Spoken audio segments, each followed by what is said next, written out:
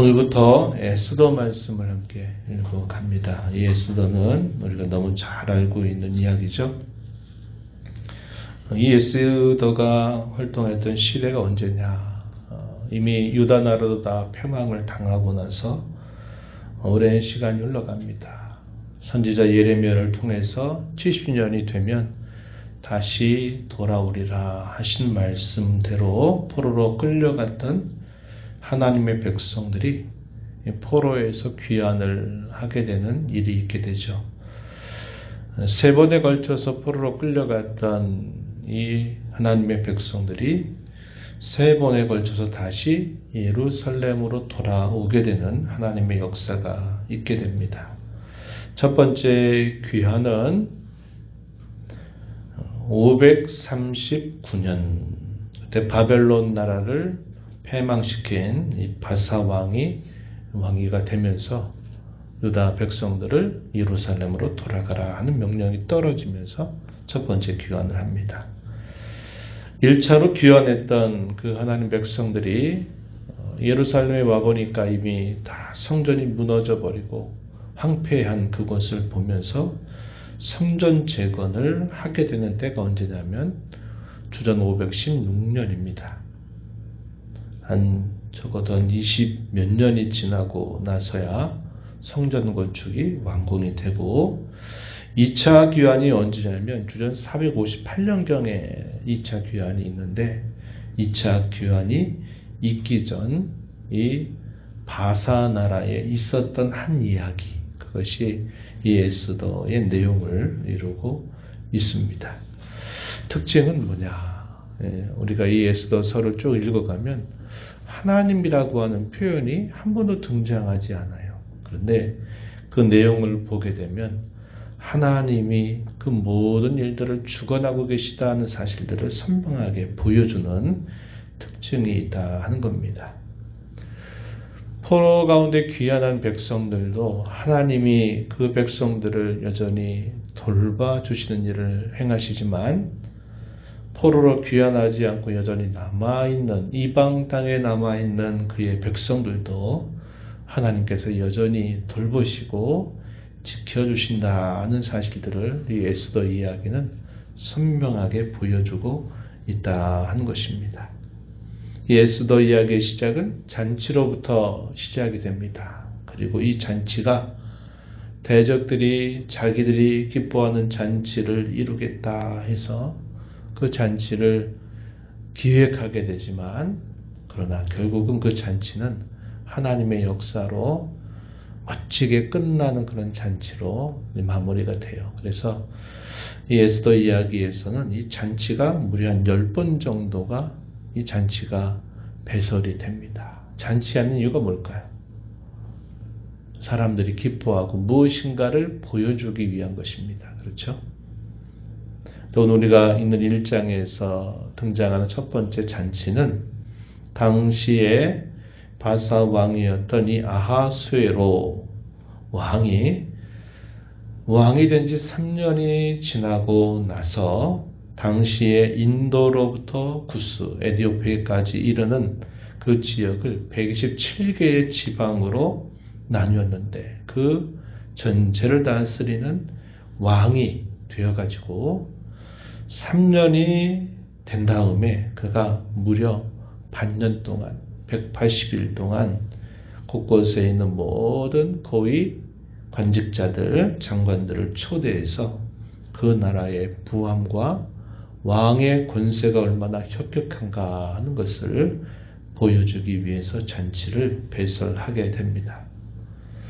6개월 동안의 잔치, 어마어마하겠죠. 우리가 잔치 하루 이틀 정도만 하려고 해도 얼마나 많은 수고로운 손길들이 필요하겠습니까?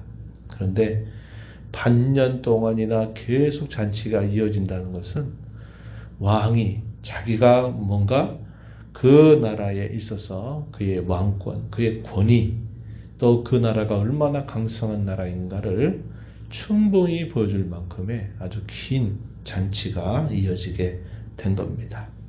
이렇게 반년의 시간 동안 잔치가 배설이 되다가 이제 반년이 끝나가게 되니까 왕궁의 후원들에서 또 일주일간의 추가적인 잔치가 또 배설이 됩니다. 그 내용은 왕 와스디가 왕궁에 있는 여인들 위해서 잔치를 베풀고 또 그 궁 내외에 있는 사람들을 향해서 또 잔치를 배설하게 된 것입니다. 8절 말씀으로 한번 가서 보세요. 8절 가서 보시면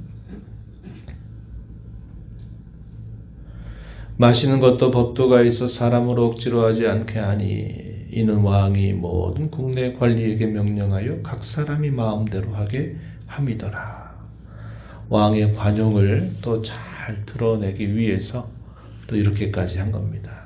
자신들의 마음을 따라서 자유롭게 그 잔치에 참여하도록 하는 그러한 배려까지 왕이 베풀게 됩니다. 그러자 왕후였던 와스디도 아하수에로 왕궁에서 여인들을 위한 잔치를 7일 동안 함께 배설을 하게 됩니다. 그런 가운데서 이 왕후의 아리따움을 그 높은 관직자들 앞에, 지위의 높은 사람들 앞에 보이기를 기뻐해서 그 왕후를 그곳에 오게 하는 명령을 내리게 됩니다. 하지만 그 명령에 대해서 당시의 왕후였던 이 와스디는 그 명령을 거절하게 된 거죠.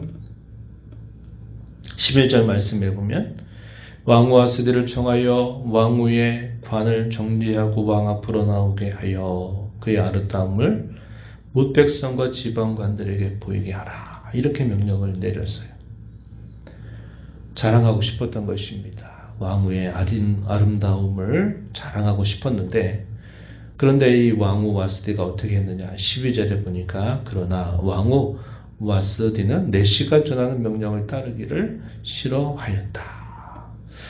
왕이 다 들으라고 명령을 내렸는데 내시가 전해주는 말은 왕후가 나오기를 싫어한다. 이런 말을 하니까 이 왕이 생각할 때 지금 내 이름을 얼마나 이 멸시를 당하는지 그 마음속에 막 분노가 일어나게 된 겁니다.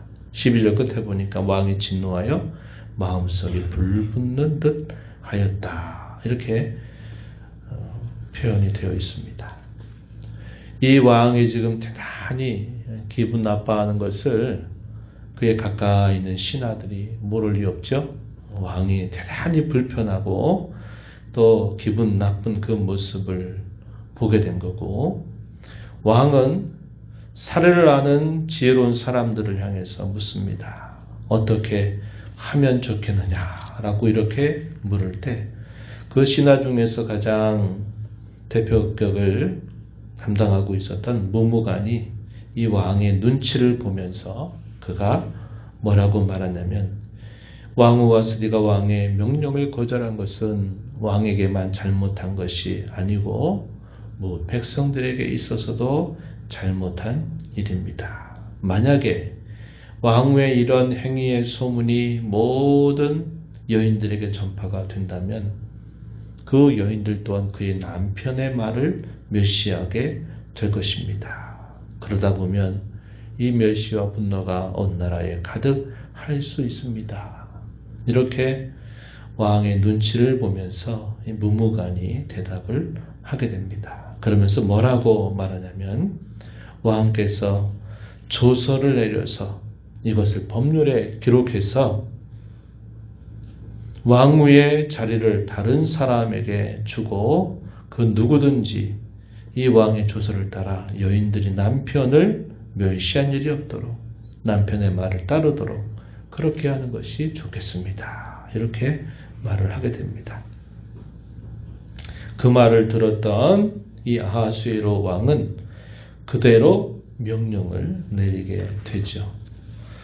22절 말씀 한번 가서 보시면은 이렇게 표현했습니다. 먼저 21절에서는 왕과 지방관들이 그 말을 옳게 여겼다 표현되어 있고 마지막 22절에서 각 집안 각 백성의 문자와 언어로 모든 지방의 조서를 내려 이르기를 남편이 자기의 집을 주관하게 하고 자기 민족의 언어로 말하게 하라. 이런 왕이 조서를 내리게 된 것입니다. 그 일로 인하여서 왕후 와스디는 폐위가 되어 버리게 된 것입니다. 187일간의 그 호화로운 잔치, 그 잔치가 벌어져서 결국 남은 게 뭡니까? 왕은 자기의 왕권과 혁혁함을 자랑하고 싶었는데 왕은 모독을 당하는 일이 있게 되었고 왕후였던 와스디는 폐위가 되는 결말이 좋지 않은 끝으로 끝나게 됨을 보게 되는 겁니다. 우리가 이걸 보면서 이 세상의 권력의 눈치를 보는 그의 신하들, 그걸 통해서 뭔가 자기를 자랑하고 혁혁함을 나타내려고 하는 이런 모든 시도라고 하는 것이 결국 남겨준 결과, 이게 뭐냐면 허망한 일이다 이 말이죠. 잔치가 모든 사람들이 정말 즐거워서 기뻐서 하는 일이라면 또 얼마나 좋겠습니까마는 그것이 결국 어떠한 특별한 목적을 두고서 그렇게 하게 되는데 그 결말 자체는 그 목적을 이룬 게 아니었다 이 말이죠.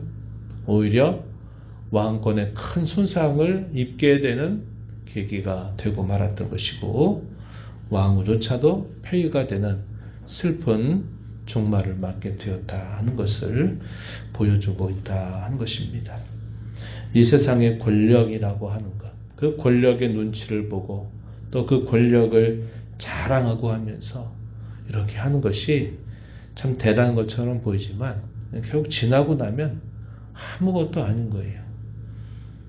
세상의 모든 권력이라고 하는 게 그렇고 세상에서 무엇인가를 자랑거리로 삼는다고 하는 것이 항상 결말은 그런 결말을 피하지 못한다 하는 것입니다. 그래서 우리는 세상의 권력이 아니라 하나님의 나라에 들어가는 그의 자녀가 되고 그 나라를 살 수 있는 주님의 자녀가 된 것, 그것으로 인하여 기뻐하고 우리의 짧은 인생 속에서 일어나는 크고 작은 일들 때문에 그것으로 자랑하고 교만한 태도를 갖지 말고 우리에게 가장 귀한 것을 주신 주님만을 자랑하고 영원히 변치 않는 그분의 나라에 살 수 있는 시민권을 가지고 사는 것을 가장 가치 있고 행복한 것으로 여기면서 우리 이 땅을 살아가는 주의 자녀가 되어야 하겠다 하는 겁니다. 세상에 대한 미련을 우리가 버리고 하나님의 나라를 기뻐하고 지금 여기서부터 그분의 나라를 살아가는 것을 우리 행복과 가치로 여기며 살아가는 저와 여러분이 되기를 바라는 것입니다. 오늘 말씀에 보게 되면 사람의 눈을 끌고 있는 그런 큰 사건들이 이렇게 펼쳐져도 그것이 정말 중요한 일인가 아닌가 하는 것을 우리는 잘 분별하는 지혜를 가지고 이 땅을 살아야 될 것입니다.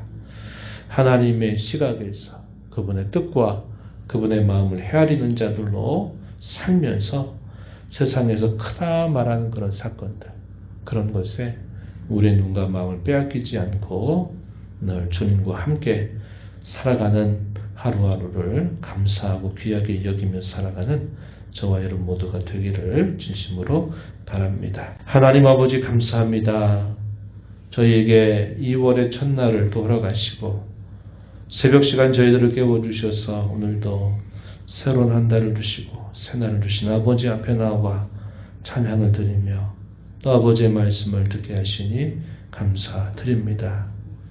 주의 나라에 속해 있다고 하는 사실, 하나님의 나라를 꿈꾸며 살고 있는 은혜, 여기서 하나님과 함께 동행하며 살 수 있다고 하는 것, 저에게 가장 큰 행복이고 보람이고 가치임을 언제나 잊지 않는 저희가 되게 하시기를 바랍니다.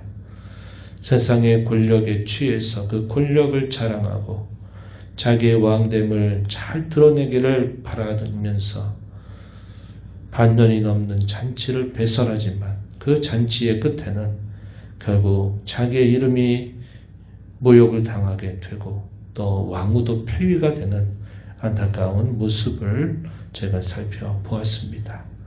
세상의 모든 권력과 부와 자랑 이런 것들이 가져다 주는 그 결말이 참 허망하다고 하는 사실들을 저희가 늘 기억하고 늘 하나님을 가까이 모시고 살아가는 것, 그것이 우리에게 가장 큰 기쁨인 줄 알고 주님의 뜻 이루어 살아가는 저희들의 삶이 되도록 인도하여 주옵소서.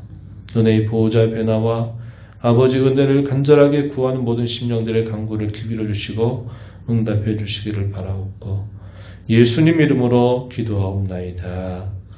아멘.